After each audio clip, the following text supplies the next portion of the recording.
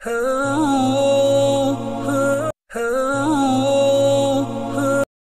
সাল্লাল্লাহু আলাইহি সাল্লাম বলেন, হে মানুষ, তোমরা আল্লাহর দিকে ফিরে যাও, কেননা আমি দৈনিক 100 বার তওবা করি। তিনি বলেন, আল্লাহ সবচেয়ে খুশি হন বান্দা তওবা করলে। তিনি আরও বলেন, সকল আদম সন্তান ভুলকারী, আর ভুলকারীদের মধ্যে সেরা তারাই যারা তওবাকারী।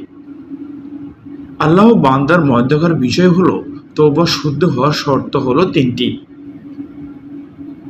ওই পাপ থেকে বিরত থাকবে, কৃত অপরাধের জন্য অনুতপ্ত হবে, ওই পাপ পুনরায় না করার ব্যাপারে দৃঢ় প্রতিজ্ঞ হবে, আর যদি পাপটি বান্দার সাথে সম্পৃক্ত হয় তাহলে তাকে চতুর্থ শর্ত হিসেবে বান্দার নিকট ক্ষমা চাইতে হবে।